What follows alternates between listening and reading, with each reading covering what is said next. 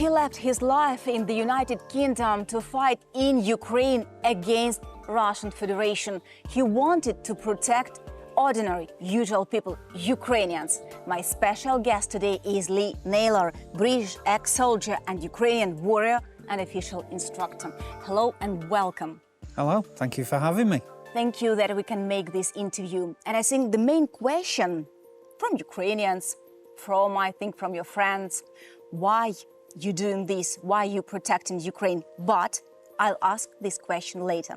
First, I want to introduce you to our viewers. Okay. At the age of 16, if I'm correct, you joined the British Army. Why did you decide to connect your life with military? Because my best friend did. Simple as that. He wanted to join the army, so I said, okay, I'll do the same. And I did. He stayed in for 2 weeks. I did just over 10 years. So it was just a fit, so to speak. None of my family was military. No, tell a lie. My uncle was in the military. My father wasn't, my mother, none of my siblings. It was just something that I went and I loved and I enjoyed it. Mm-hmm. In March 2022, you sold your house, you sold your car, you sold everything. And in one interview I read, you said, I am giving up my home and my car to go and help these people who are walking away with the bag. I can't come home. I will have somewhere to live. I will get another job. These people have nothing and they need as much help as we can give them. Haven't you ever regretted this decision that you come here to fight in Ukraine? No, basically. When I decided to make that decision to come to Ukraine, I got rid of everything. Got rid of, like you said, I got rid of the car, my home, my business, found a new home for my parrot. I had a parrot at the time called Harry. Discussed it with my son and just packed my bags and came here. I came to Ukraine with 2 bags and that was it. And it was like a great weight kind of lifted off my shoulders. The only one thing I had to worry about was staying alive and that was it. I didn't have to worry about paying any bills. I didn't have a mortgage, didn't have to pay car insurance. But worry about your life, it's the most important thing. Yeah, but I'm old, so I've had an amazing life, and everything that I've done is in here. I felt I had a greater purpose. I always thought my purpose was to be the best father I could to my son. He's obviously grown up now. He's got his own life. And he needs me, but he doesn't need me. He's his own independent man now. And I thought there's got to be something else, something, purpose, destiny, whatever you want to call it. And when your president put out the call for help, to me, it was your destiny calling, I suppose. And I didn't even question it. It was really bizarre. I had more questions about what I was going to eat for dinner that evening than whether or not to go to Ukraine. It was just, let's go to Ukraine. And by the way, your son is serving in British Army. Yeah. What he said when you decided to go to Ukraine? Well, we had, my son's 24. And throughout his childhood, I had a battle with his mother because we divorced. And so it was a long, heated battle to see my son. I used to see him every weekend.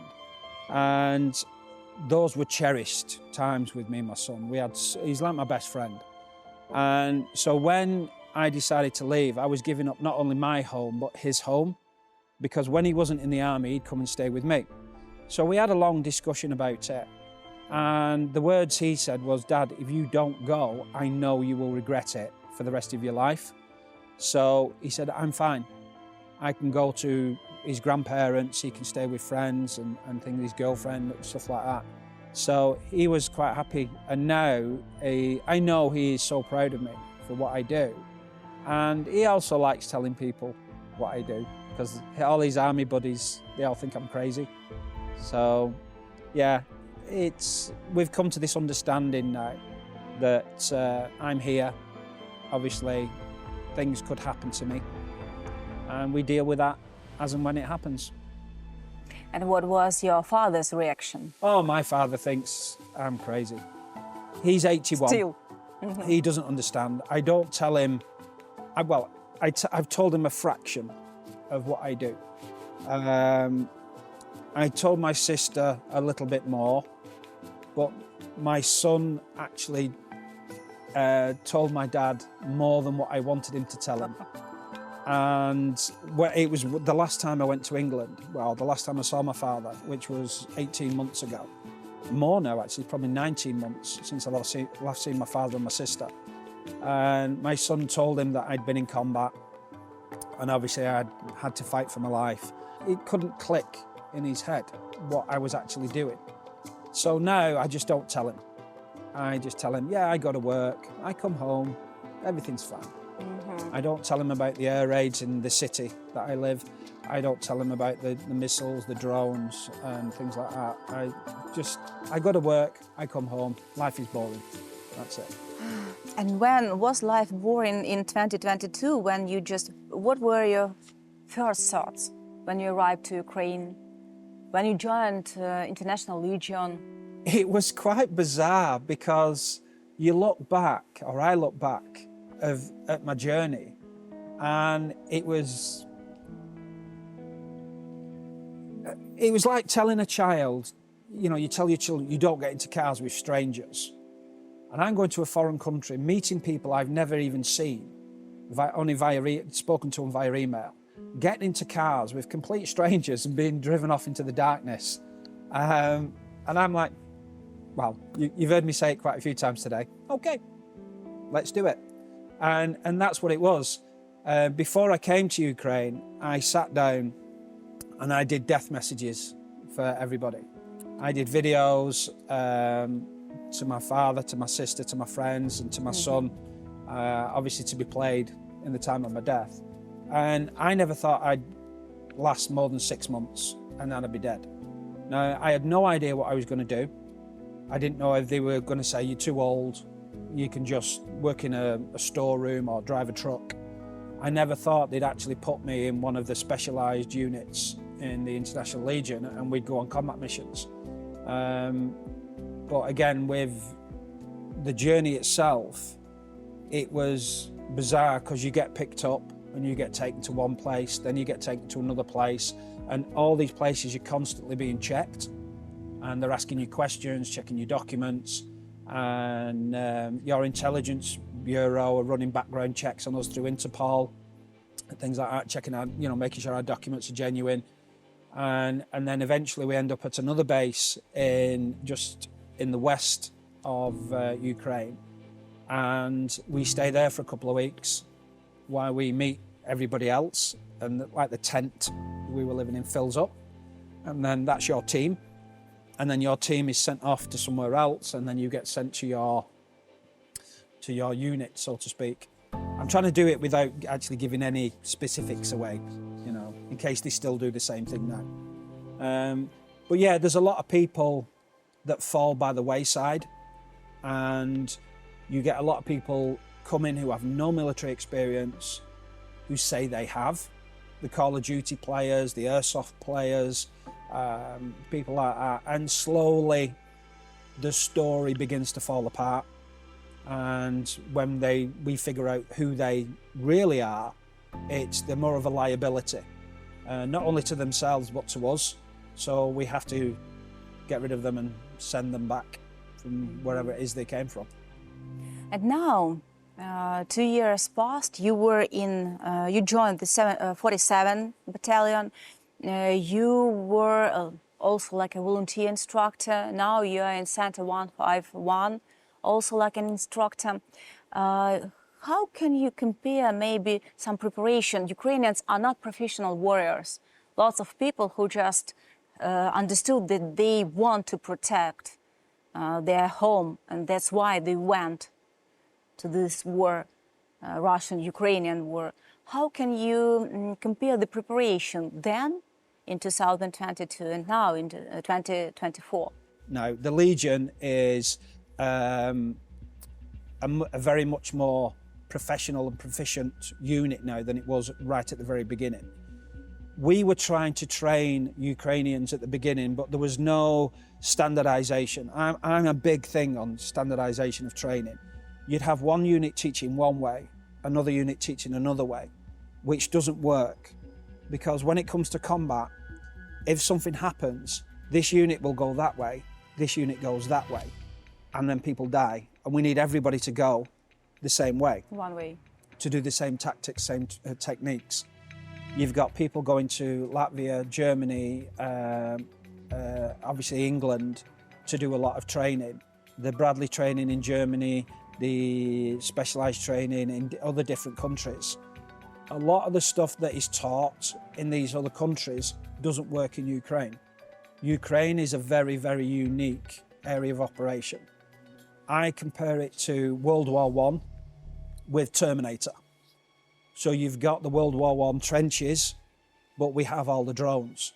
So a lot of techniques and tactics that the modern armies use are all based on Afghanistan and Iraq, especially with the British Army and the Americans. And we need to go back to the old school tactics to make things work in Ukraine. So Ukraine's coming up with new tactics. Well, they're new to Ukraine, but they're old to me, because it's the stuff that I was trained when I was in the army back in the 80s. And speaking about Afghanistan and Iraq, you were there comparing with these operations, how this war in Ukraine differs. Well, Iraq and Afghanistan, Iraq specifically was, obviously we were fighting a conventional war kind of thing, but straight away it was mainly tanks, but we had air superiority immediately. That you can't do in Ukraine.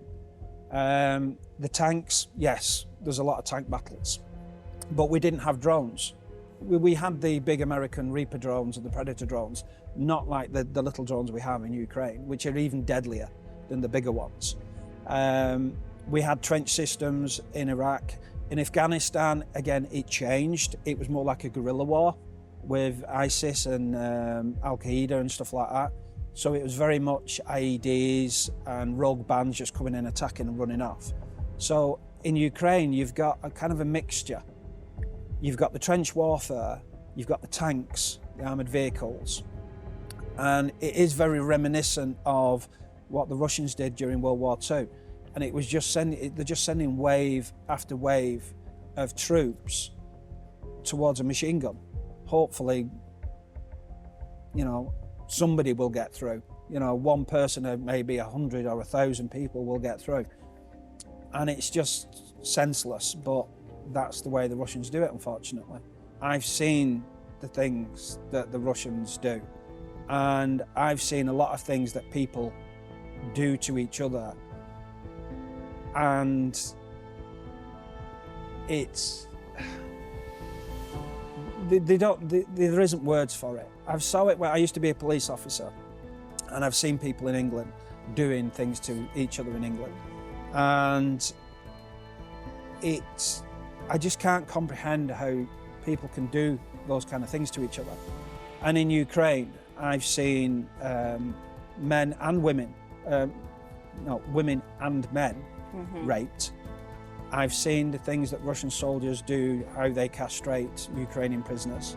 They shoot unarmed prisoners, how they mutilate and beat women.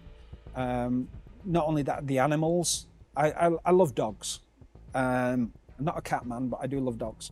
And I've seen what they do. Man. Yeah, I've seen what they do to the animals, and it's the children as well. The way that they leave the booby traps. I've seen a couple of examples where they've put a teddy bear in a playground, and of course, children are going to pick up that teddy bear, but that teddy bear is wired up to a hand grenade. I've seen them put explosives in a football. Now, I'm sure every man in this studio, the first thing we do when we see a football is we run over and kick it. And of course, the football's going to blow up. Now, that's not aimed at soldiers. That is aimed at every child that sees a football is going to kick that football. They are targeting Ukrainians indiscriminately. It's not, he's a soldier, yes, he's a target.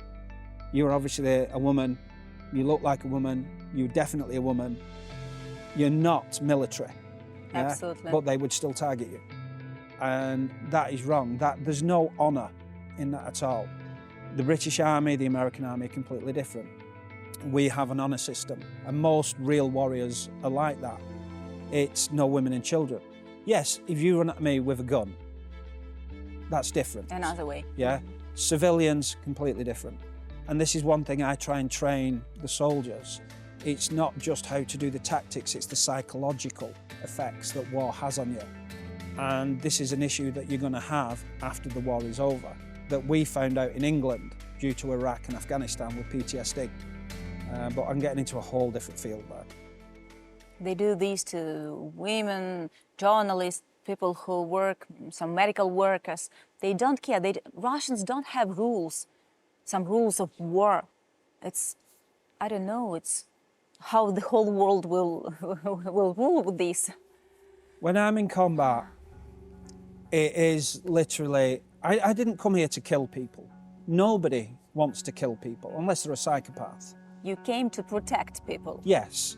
Throughout my life, when there's been screaming and stuff going off and everybody's running this way, I've always run the opposite way. I always run towards the danger.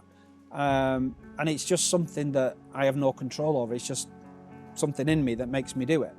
But the enemy, unfortunately, if somebody's trying to kill me or kill my colleagues, then I will defend them. And if it means I have to kill that person, then unfortunately, I have to do it. If there was a way that I could do it without killing, then great, I would do that. But unfortunately, we don't get that option. However, communicated with Russians, Russian people, civilian people, or military people, what are they like? They are like, on the internet, you get your trolls, you get your keyboard warriors that say all these things, and you come face to face with them, and they're like, they don't want to say anything. They will not say a thing to me.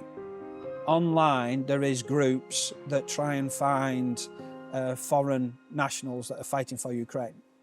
And I found myself on one of these groups, and it was hilarious. They got everything wrong about me, which I thought was funny. And my colleagues, we shared the post, and because they were saying I was a sniper, and I did all these combat missions as a sniper, because on my Facebook page, I had pictures of me holding a sniper rifle. That's why you're a sniper, yeah? Yeah. I couldn't hit the side of this building if I was stood this far away from it. My eyesight's gone that bad now. So yeah, we all thought that was hilarious. And then the comments afterwards of what people said they were going to do to me if they ever met me. And they were commenting on my glasses, calling me ugly, calling me fat, all these, anything they could think of to try and insult me. And I'm like, yeah, whatever. My ex-wife said worse, so. Oh my God. I think without laughing, it's really hard to be in such a situation. Yes. I use humour a lot. I use it a lot when I'm training, because when you have a good time with somebody and they laugh and you're laughing and joking with them, they remember the good times. So if they remember the good times, they're going to remember what we were doing in those good times, and therefore they remember the training. It's also good when you're in a really tricky situation, if you're in a trench and the bombs are exploding and stuff and you crack a joke. It's typical British sense of humour. The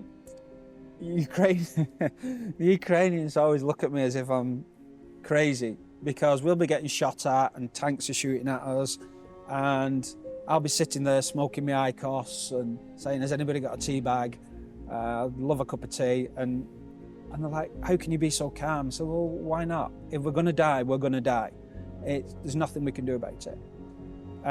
But afterwards, when I'm on my own, that's different.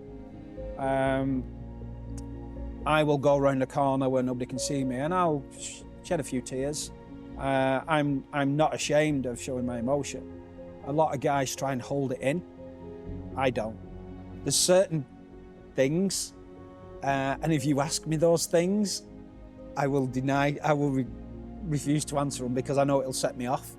I do get very emotional about certain things, so I don't like to talk about them.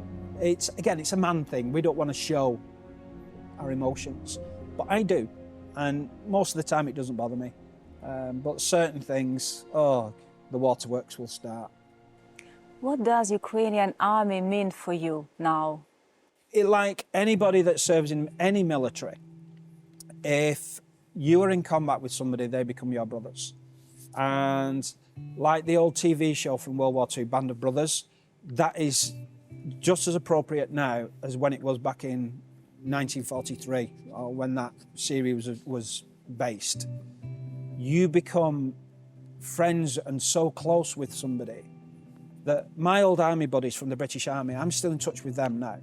And I left the army back in, the late 1990s. So those guys, I know if I made a phone call to one of them now and said, my son needs something, can you do this for me? Even though I haven't seen them for 20 years, they would do it like that, not a problem.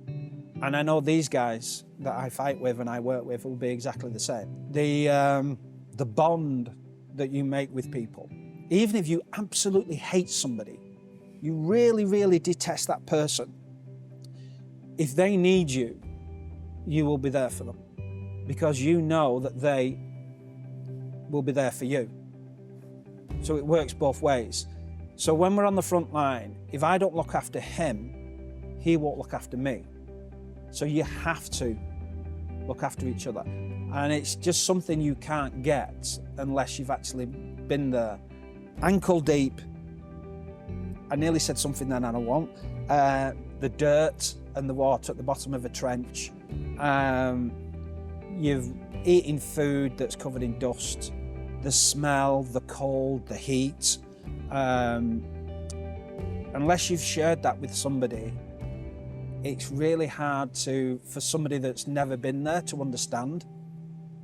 It's weird, but you do become really close with each other. I'd like to ask about some of your friends. Black, call sign Black, yeah? Dobby. Dobby, yeah. You have lots of stories connected with him. Who is he for you? Dobby, Black is my Dobby. Basically, I met Dobby, well over a year and a half ago now. And he joined when we were at the 47th, because we joined the 47th when it was a battalion. Marcus Valeri invited us to come and help train. And that's when we actually joined the Ukrainian army. And we went from battalion to regiment to brigade. We trained a lot of the guys there. And Dobby came as a volunteer translator for me and a couple of the other foreigners that we had.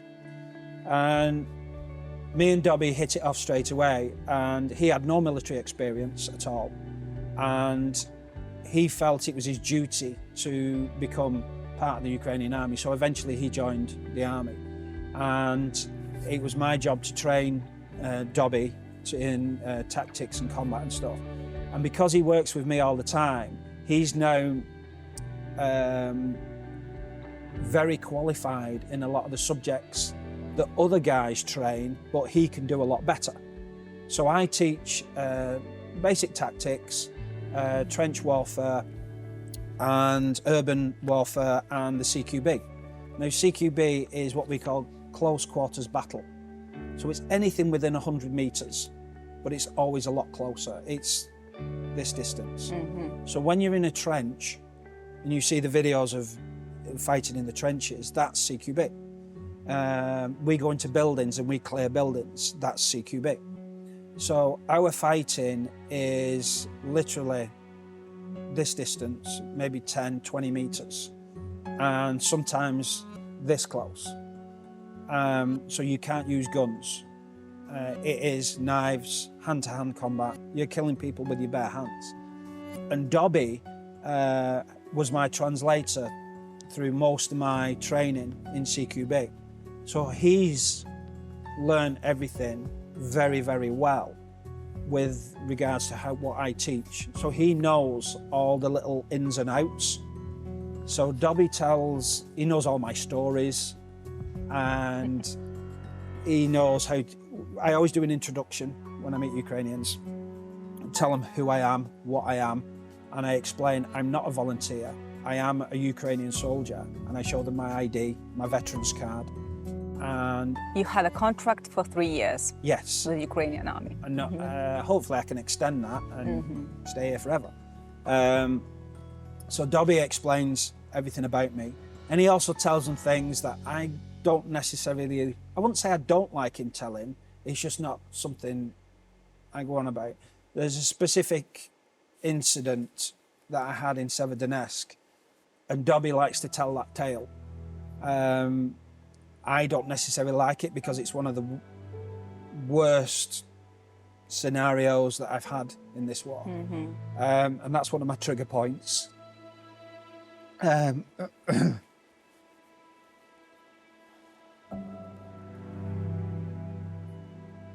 always try and think of something funny afterwards to get me back on track. As you said, it's okay when you cry. Out of all the jobs that my voice goes, out of all the combat missions and things that I've done, I hate that one. But it's important for me to explain that situation, to explain to the soldiers what can happen. When Dobby explains it, he does it in Ukrainian. So I know what he's saying, but it's not me saying it. So it's a lot easier for me. And the respect that I get from the Ukrainian soldiers is a lot more. I mean, I get it instantly when I turn up because I'm British, but that story, it does, you see their eyes change when they hear it. And if I have to explain it, it takes me a lot longer because I have to have a break afterwards. So I don't like that story. So I'd like to ask you about one more, your friend, as you call him. Big Mac. I know him personally. He is a really courageous warrior. He's a warrior that protects our country from the very beginning of this war, not from the full-scale invasion, but from the very beginning. And he teaches other people for they could fight against Russian invasion. What can you tell about him and stories with him connected, maybe? Oh, we have fun. Yeah. He doesn't speak English, right? Not many of the guys I meet speak English, but I can understand most of Ukrainian. I can't say a lot of it. I struggle with I can't do that. I can't even say thank you in Ukrainian. I can always mess that up. But Big Mac, he'll come over to me and we have an understanding, a way that we communicate. So he can talk to me in Ukrainian and I'll know exactly what he's saying. And if I say stuff to him, he knows what I'm saying. But we're both speaking different languages. And again, because he's experienced in the military, we can communicate using our hands. So we all have hand signals that we use, and a lot of it we use in combat. So we can go into a combat, have a firefight, and not even say a word because we're using our little hand signals, you know. But yeah, Big Mac's a funny guy. He agrees with a lot of the stuff that I complain about, because I complain a lot. It's part of being British. And he agrees with me, and it's good because I'll say something and then Dobby will translate it and Big Mac will just go like that and a fist bump. And he's like, yeah, totally agree with what you're saying, Lee. So me and him are very much on the same page when it comes to a lot of things. And he is a funny character. He's got knives everywhere. Yeah. You know, he's like a sushi chef. You know, he pulls them out, he flicks them round and he does all this stuff. And yeah, I can't do half the stuff that he does. Absolutely. By the way, speaking about the language, on the one hand, you can communicate, understand, other people understand you, but you were in some, you performed tasks in the enemy's rear. How did you manage there without knowing Ukrainian? You also understood everything. In the Legion, we did the mission where we went behind enemy lines for 5 days near Crimea. And that was a blast. That was so much fun. We had basically, if we were discovered, well, we would have been dead, without a shadow of a doubt. It would have taken a minimum of 6 hours to try and get us out. And we were slap bang in the middle of Russian territory. And we had so much fun. But we had a Ukrainian Canadian commander. So all the rest of the team, there was 1, 2, 3, 4, 5, 6 British guys, 2 Americans and a Canadian American that all went on this mission. And when I told my son about it, he was like, oh my God, Dad. He said, that is something that the SAS, and they're the best in the world, that is a mission that the SAS would have done. And I said, well, we were just told the night before, we want you to do this. And we all went, okay. And we just packed our bags and went. I originally wasn't supposed to go on the mission. And I kicked off big time. I was throwing things around and I was arguing, I was screaming and shouting, why can't I go? I want to go. And the guy, Freddie, he said, well, I'll stay here. You can go. And I was so happy. Yeah, we went on that mission. It was supposed to be 3 days. We were there for 5. We met the Ukrainian resistance who looked after us, gave us a safe house and stuff. But after we left, they knew we'd been there because we kind of caused a little bit of damage and blew up a few things. And they found out the head of the Ukrainian resistance, they found out where he lived and they went and burnt his house down and killed his dog, which I wasn't too happy with. But yeah, it was a mission that they probably, if Keanu Reeves ever sees this and he wants to play me in the film, I'll be happy with that. Yeah. I really like to ask people, foreigners, to ask about Ukrainians. What are they like, Ukrainians? You know civilian Ukrainians, you know soldiers, you know officers, you know lots of Ukrainians. What are they like for you? Right. The Ukraine, wherever I go, and I've been probably more places in Ukraine than a lot of Ukrainians have been, I end up basically usually in the villages, and they've never even met a foreigner. And I'm usually the first one they've ever met, let alone the first British guy. Something wow. Yeah, and it's like I walk around with 2 heads. And they are absolutely amazing. They honestly, they can't do enough. And wherever I go, when I start talking, people looking, you know. Maybe not in Kyiv, but in a lot of the other cities that I go to.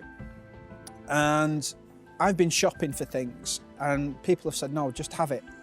Just take it. I got 4 new tyres put on my car in the city that I live. And the woman refused. I wanted 2 tyres on the car and she gave me 3. They fixed 4 wheels, fitted all the tyres, balanced them, did everything, and then she wouldn't take any money. And I was arguing that I said, no, because you wouldn't do that with a Ukrainian soldier, so why do it for me? I am a Ukrainian soldier, so I need to be treated the same. So no, I insisted. So we came up with a deal that I paid for the tyres. So I did, I paid for the tyres. But other places I go, people they give me food in these villages and things, which is awesome. People used to come over and they shake my hand, especially when they find out I'm English. And say thank you. Yeah, they shake my hand, they're giving me hugs and things like that, and I don't expect that, because I am doing the same as a normal Ukrainian soldier. So if they do it to me, they should do it to every other Ukrainian soldier. Everybody in uniform should be thanked for what they're doing. Even if it's a guy that is in Lviv driving a truck, or a guy on the front line manning a machine gun, they're still doing their part. They're still serving Ukraine. Ukrainians are fighting for your lives. You're fighting for your country. The men are fighting for the wives, the daughters, the sisters, the children, everything. It's everything that is Ukrainian. These guys are risking their lives for. I didn't even know Ukraine existed until Zelenskyy came on the TV and asked for volunteers in the war, or the special military operation, as they call it. The invasion actually started. I'd never heard of Ukraine. And so when I came here, to me, it was a sense of duty, I suppose, to come and help. And then I saw the guys obviously lining up to join and fight the fight. And now patriotism seems to have dropped a little bit in what I see. And unfortunately, the guys, I've known a lot of Ukrainians and I've trained a lot of Ukrainians and I've been in battle with a lot of Ukrainians, and a lot of these guys are not with us anymore. And I can't dwell on that fact that a lot of people that I know are dead, because a lot more will die. And people need to stand up and basically fight for what's right. And that is your country. You're not fighting for your country, you're fighting for your family. And everybody's family is Ukraine. It's not the land, it's the people that make Ukraine. And they are some of the most courageous people I have ever seen in my entire life. If I said to them, there's a spoon, go and attack that tank, they would. Because they know if they don't do it, somebody else has to. And they're fighting for their families. That's all they're fighting for. That is their Ukraine. I think it's right time to ask why. Why you? It's for Ukrainians. Yes, they protect family, but why you protect this country? Why, for example, you understand that Ukraine is the shield for Europe? Why you are here, and why should foreigners protect Ukraine? I can't speak for the other foreigners. I could probably speak, what I would say is probably the similar thing to what other British soldiers might say. First of all, we have so much training, so much knowledge locked away in here, and it needs to be used. So I can obviously pass it on to the next generation. Another reason, I mean, I've been thinking this question for 2 years now, and I still haven't got a proper answer. If, like you said, it's protecting Europe. Now, if Russia started to attack Europe, NATO gets involved. My son is part of NATO. So if I can do what I can do to stop it now, my son will not be involved. And therefore, I'm protecting my son, who's in England. So I'm fighting a war in Ukraine to protect my son in England. Another reason is my grandparents and my great-grandparents. I had relatives that died in World War I and grandparents that served in World War II.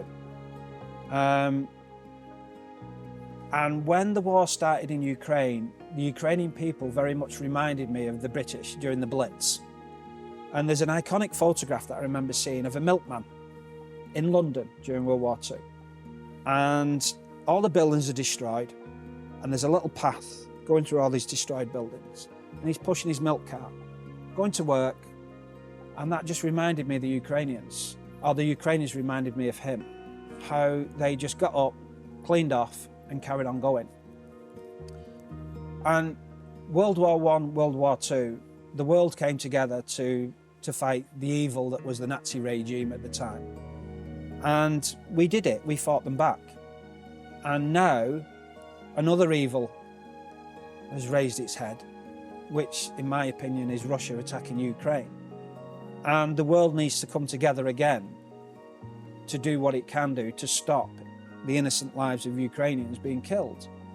And the only way of doing that is by the aid packages that we're getting and people volunteering. I'm not necessarily mean the foreigners, I mean, you know, Ukrainians. I do consider myself an honorary Ukrainian. I do want to become a Ukrainian citizen because I don't want to leave. I want to stay here. I love Ukraine. And if it means I have to lay down my life for it, then so be it. At least I die for a good cause. I don't, you know, don't get hit by a bus one day instead. But for me, it was, I've always been one of these people that if somebody's getting bullied, I will try and do something about it. If I see a crime being committed as a police officer, obviously I'd have to run and stop that crime.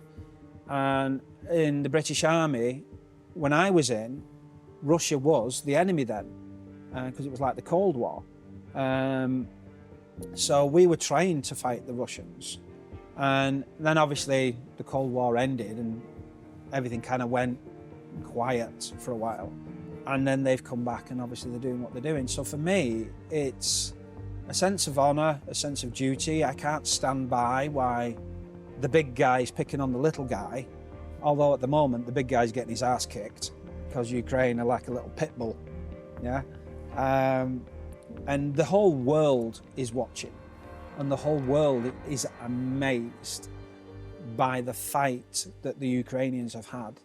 Some part of this world helps Ukraine, some part of this world just watching, and that's all. Maybe they don't really understand that Russia is also a danger for the other countries. Oh, they know exactly. It's all about this, all about money. In any war throughout history, rich people have got richer, poor people have got dead. And that's what's happening now. People are making money off this war, hand over fist, yeah? Which is fine. You know, you've got people running businesses that sell the military equipment, the arms dealers, obviously they're making a fortune. And the drone companies now, technology, Ukraine is going to be the world leader when it comes to drones. Not just air drones, but also naval drones, because we never had them before. It's always been the same. And the countries that don't want to help are the ones that are sitting back, waiting for it to all brush over, and then they'll come in and they'll start making a fortune by offering you help in demining, help in reconstruction, and they'll make the money out of that. North Korea is making a fortune out of Russia because North Korea is getting the oil. We've all seen it on the satellite photographs, you know, the Russian tankers going over to North Korea and North Korea supplying the weapons to Russia. So yeah, I mean, everybody's making money, and the ones that are staying quiet, that are not saying anything, is because they're making money. Absolutely. If you could say something to people in the United Kingdom, in other countries, in Europe, in USA, what would you say? A lot of this, when the war started, we were getting loads of aid. Lots of weapons, ammunition, and things like that. Now the packages are drying up, and I understand, you know, it's money. It is going to cost money. But if we don't stop them now, then it's going to cost even more money in the long run. And it's going to cost the lives of NATO soldiers, not just UK and America, but it's obviously everybody in Europe. Now, I know at the moment, I watched the arguments in America and the government and stuff arguing over sending the aid packages. And I've always said, before this happened, why are we, England, sending money abroad? We should be spent in England. You know, we should help the homeless army veterans, we should help the homeless people, help the NHS, build better rail systems, stuff like this. But we're sending money to Africa. You know, we're sending money to immigrants flocking over from France and stuff, and we're spending billions of dollars, billions of pounds every year housing these people. Why? This is different. If, like I said, if we don't stop them, it is going to escalate. And then it's the lives of the British and the Americans and the French and the Czechs, and everybody in NATO is going to be affected. And even countries not in NATO are going to be affected by what happens next. So if they don't want that to happen, they don't want to lose those lives, they need to continue with the aid packages and help Ukraine win this war. Whether or not we could push them completely out of Ukraine, who knows? But I think with the help and the weapons, we can certainly give it a damn good go. Speaking about help, you do a really great job explaining this to our viewers and training our warriors. I'd like to talk a little bit about Center 151 Center. What you doing there? We teach guys, we don't get enough time with any soldier. In any unit I've been with, we don't have enough time, and we need more time. The basic skills the guys are taught. Some guys we train are newly mobilized, so we teach them the very basics stuff. We get other units that come in for a reconciliation, I think they call it, and we're basically checking their knowledge before they go to active duty. Some guys come, they do a refresher, and we run through things with them again. Because we can train somebody, they go away for a few months, they do some more training, they come back to us, and they've been retrained by somebody else that does it a different way. Again, standardization. Yeah. So we do a lot of stuff. Basic tactics, CQB, trench assault, shooting, orienteering, which is all the map reading skills. We teach them radio skills. I'm trying to think what else. There's so many things that I'm not involved in. So like any typical soldier, if I'm not involved in it, I don't really see it. So I'm like, no, I don't want to be involved in that. Oh, medicine, TAC med. Never enough time spent on TAC med. There should be. Every soldier needs to do a lot of tactical medicine, because it's not only going to save their lives, it will save their colleagues. And by the way, you are also an official Ukrainian Army instructor. You went to Odessa Academy, yes, and you also attended the Interflex training back in the UK. Yeah. Tell us a little bit about this. That was funny. Went to a unit in Odessa, the National Academy, to do the official instructors course. Every single thing was in Ukrainian, obviously. Dobby wasn't with me. So Pocket Dobby or Dobby I didn't Black? have pocket Dobby, and I had another little device that is like headphones, but the voice, the computer voice, is so monotonous. After 5 minutes, you start to fall asleep. Every time I put it on, I started to fall asleep. Some of the guys tried to help me with the translation, but luckily they had pictures, which is great. I like pictures. So when they do the lectures, they obviously lots of diagrams and stuff, and I immediately understood what they were teaching, which is stuff that I've done for years. So at the end of it, we do like a test, and I passed. So I was quite happy with that. And then when they sent me to England, which was even more fun, because we got onto the plane, and the flight crew, which is an RAF plane, so the flight crew are all saying hello to all the Ukrainian soldiers.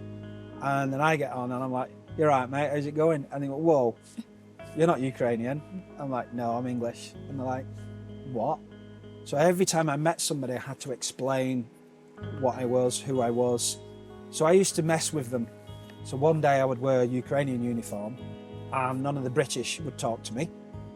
So I would say hello to them in obviously my accent, and they'd all be shocked. And then one day I'd wear my like British type uniform, my multicam MTP, and the Ukrainians wouldn't talk to me because they thought I was British, and the British would talk to me. But that was a very interesting 5 weeks, because I wasn't necessarily sent to do the training because I already do that for a living. I was there to make connections and speak to the bosses and talk about different courses and things like that, so we could improve the training and again standardize the training. because you've got 11 different nations training Ukrainians, and every nation does something slightly different. But we need to try and standardise it and make it so that when the guys come back from England, they're ready to hit the ground and go running. I met a lot of the British command. I was on a course with the Swedish. The Swedish are amazing people. The Swedish volunteers do a lot send me a lot of things. The Swedish instructors were brilliant. Another group will have Danish instructors or Dutch instructors, or some have the British. I met the guy that actually runs the whole of Interflex, the main commanding officer. He came down to meet me.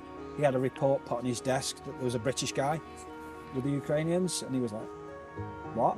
So of course he had to come and meet me. So I've got a really unique perspective. So I've got the old British Army training, the Ukrainian Army training, and combat in Ukraine. And there's no language barrier when I speak to the British. So I can tell them exactly what they want to know without losing any translation. So it was great that the command got to speak to me. And they were going to see if the Ukrainians would let me go back on one of their rotations, and I could be like a liaison and tell them what needs to change, and say, oh, just tweak this a little bit. Instead of doing this, do that. And again, I had to teach the Swedish instructors how to teach Ukrainians because the Swedish are too nice. And my last for today question, some questions you have already answered partly on this question. What will you do after the victory? You'll be a citizen of Ukraine, yes. What it will be like? How you will connect your life with Ukraine after the victory? Well, hopefully I will find somebody that will put up with me long enough. I can get married. That would be nice. I want by the way, have you already found your Well, that love? would be saying, wouldn't it? Okay. Some questions are classified. Okay.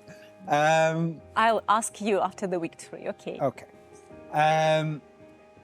I want to become a Ukrainian citizen because I just love the lifestyle in Ukraine. I love the country. I think it's amazing. I'd like to stay in the military and continue to train the soldiers because you're still going to need a standing army after all this. After the victory, you will still need a big standing army, and that army needs to be trained to the best it can be. And I'd like to be part of that until I'm basically too old and everybody says, like, enough's enough and I have to go home. So yeah, I'd like to spend my last days here after the war, get my son to come over, show him all the places that I've talked about, and die a very, very old man in a nice little village and just be happy. No drama. No drama. No drama. As long as I've got internet, I'm happy. I wish you this. I wish you, and I wish to all Ukrainians and to the whole Europe, to the whole world, the victory of Ukraine. And I'll remind to our viewers, it was a great big friend, British friend, but Ukrainian warrior with Ukrainian big heart, Lee Naylor. Thanks a lot. Thank you. And see you.